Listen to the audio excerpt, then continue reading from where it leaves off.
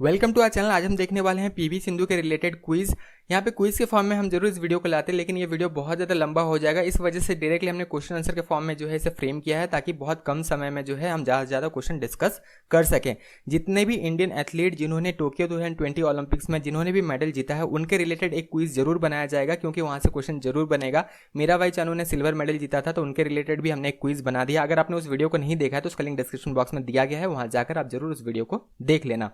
चलिए आप पीवी सिंधु के बारे में डिस्कस कर लेते हैं। इन्होंने जो है ब्रॉन्ज मेडल जीता है टोक्यो ओलंपिक्स 2020 में, तो सारी चीज डिस्कस कर लेते हैं। काफी सारे क्वेश्चंस यहाँ से भी बन सकते हैं, और से तो ऑलरेडी यहाँ से काफी सारे क्वेश्चंस एग्जाम में बनते भी हैं पीवी सिंधु के रिलेटेड। बहुत अच्छी जो है ये बैडमिंटन प्लेयर हैं, ये स्टार हैं बैडमिंटन में। अगर देखा जाए तो इन्होंने कई बड़े बड़े जो है इन्होंने रिकॉर्ड्स भी बनाए हैं। आगे बढ़ते हैं, क्वेश्चंस को डिस्कस कर लेते हैं, ज्यादा टाइम यहाँ पे वेस्ट नहीं करते हैं।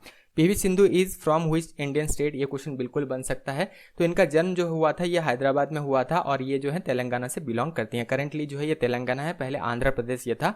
तो ये ध्यान रखना, ये पूछा जा सकता है कि जो है इनका जन्म कहाँ पे हुआ था। तो ये हैदराबाद में जन्म हुआ था। उस समय जो है ये स्टेट आंध्र प्रदेश हुआ करता था। आंध्र प्रदेश का कैपिटल उस समय हैदराबाद था, लेकिन अब जो है ये तेलंगाना है। यहाँ पे कंफ्यूज मत होना, यहाँ पे बेसिकली कंफ्यूजन हो सकता है। First Indian to become a badminton world champion, तो ये जो है 2019 में इन्होंने कर दिखाया था।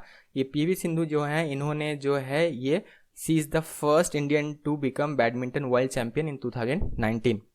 क्वेश्चन बिल्कुल बन सकता है इनके रिलेटेड, क्योंकि ये जो है ब्रॉन्ज मेडल इन्होंने जीता है for India in the badminton. Badminton के कौन से ये इवेंट में, ये भी पूछा जा सकता है। तो वुमेन सिंगल बैडमिंटन, ये भी याद रखना। First ever Indian women to win silver medal at Olympics, तो ये है पीवी सिंधु जिन्होंने जो है ये सिल्वर मेडल जो है जीता था। फर्स्ट एवर इंडियन वुमेन पूछा जाए टू विन सिल्वर मेडल, तो ये है पीवी सिंधु। इन्होंने जो है रियो ओलंपिक्स में इन्होंने जो है 2016 में जो है इन्होंने सिल्वर मेडल जीता था। कंफ्यूज मत होना, क्वेश्चन देखिए यहाँ से फ्रेम हो सकता है कि इनमें से कौन सा ओलंपिक में पीवी सिंधु ने सिल्वर मेडल जीता था।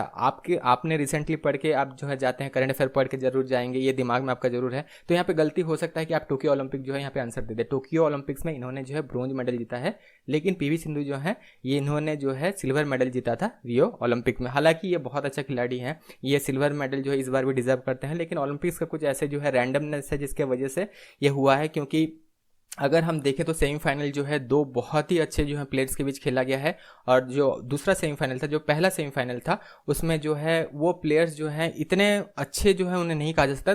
दे आर प्रोफेशनल, बट उतना अच्छा जो है ये लेवल के प्लेयर नहीं थे जिस तरह जो है पीवी सिंधु और उनके साथ जो कम्पीट कर रहे थे ये थे। तो इसी वजह से जो है ये हुआ है। नहीं तो अगर यहाँ पे थोड़ा सा सेमीफाइनल्स को अगर ईजी कर दिया जाता तो ऑब्वियसली पीवी सिंधु जो है ये यहाँ पे फाइनल्स खेलती, और वहाँ पे फाइनल्स में हारने के बाद भी इन्हें सिल्वर मेडल ही मिलता। इसी तरह जोकोविक के भी साथ हुआ है। अगर आप टेनिस देखते हैं तो जोकोविक के साथ भी यही हुआ है। अलेक्जेंडर जेवरेव और जोकोविक जो है इनके बीच जो है ये मैच हुआ।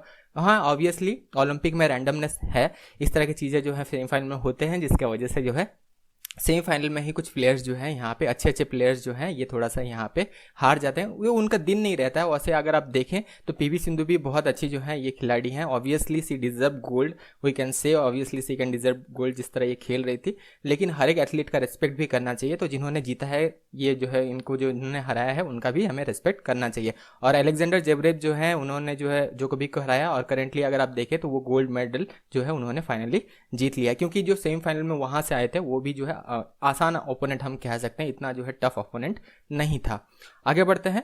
Current coach of PV Sindhu अगर देखा जाए तो यहाँ पे गलती मत करना। रियो ओलंपिक्स में जो इनके कोच थे ये थे पी गोपीचंद जो है इनके कोच थे, और यहाँ पे करंटली अगर देखें तो पार्क तेसेंग जो है ये इनके करंटली कोच हैं, जो कि साउथ कोरिया से बिलोंग करते हैं। ये क्वेश्चन बिल्कुल बन सकता है, करंटली इनके कोच कौन है, कोच से सवाल बनता है। ध्यान रखना, इन्होंने जो है मेडल रिसेंटली जीता है, तो यहाँ से क्वेश्चन बनेगा। रिसेंटली इन्होंने कोच भी जो है यहाँ पे ये नए कोच जो है नए अपॉइंट किए गए हैं, तो ये साउथ कोरिया से हैं। पार्क तेसेंग जो है करंटली इनके जो है कोच हैं।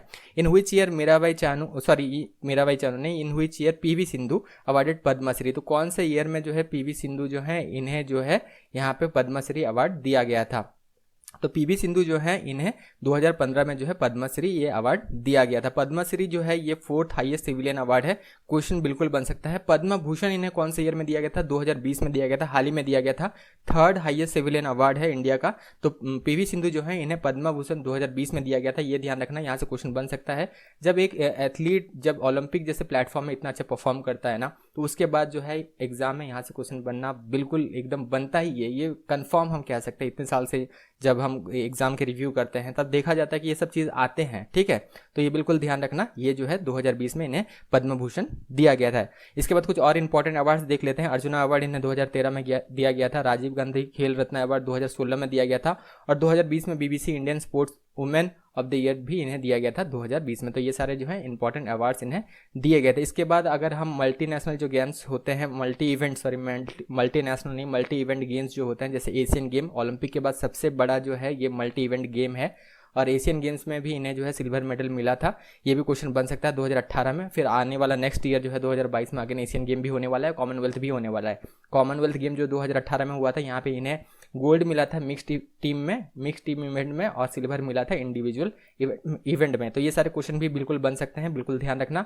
और करंट का एक सवाल बन सकता है थोड़ा सा, अगर एग्जामिनर अगर ट्विस्ट कर दे क्वेश्चन को, तो क्वेश्चन ये डायरेक्टली नहीं बनेगा कि पीवी सिंधु को कौन सा मेडल मिला है, ठीक है, या कौन सा मेडल उन्होंने टोक्यो ओलंपिक्स में जीता है, ये नहीं बनेगा। क्वेश्चन बनेगा पीवी सिंधु ने किन्हें हराकर जो है ब्रोंज मेडल जीता है टोक्यो ओलंपिक्स 2020 में। तो ये आंसर होगा ही बिंग जियो जो है, ये इन्हें जो है हराकर जो है पीवी सिंधु ने यहाँ पे ब्रोंज मेडल जीता है टोक्यो ओलंपिक्स में। तो ये क्वेश्चन बन सकता है अगर एग्जाम में थोड़ा सा टफ क्वेश्चन बने तो यहाँ पे आपको अपर हैंड थोड़ा सा जो है मिल सकता है अगर आप ये सारे नाम अगर आपको याद रहते हैं।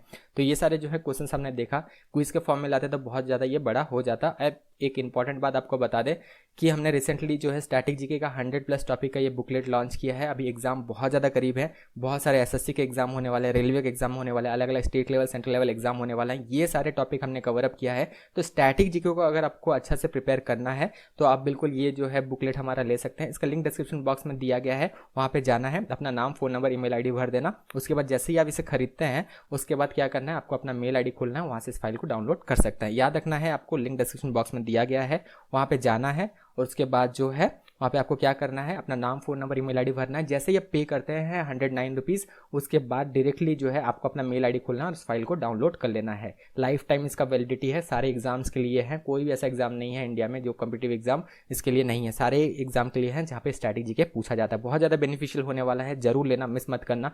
या फिर स्क्रीन में जो आपको वीडियो दिख रहा है ना, उसमें आप जरूर क्लिक कर लें, उसमें पूरा डिटेल में हमने इसे बताया है, बुकलेट भी दिखाया है थोड़ा सा। उसके बाद कुछ ऑफर्स भी हैं, इसे जो है आप कम रेट में भी जरूर इसे ले सकते हैं। तो कुछ ऑफर्स के बारे में भी आप जान सकते हैं। तो स्क्रीन में जो वीडियो दिख रहा है उसमें भी क्लिक करके आप डिटेल में जान सकते हैं। तो वीडियो यहीं तक था। Thank you, all the best.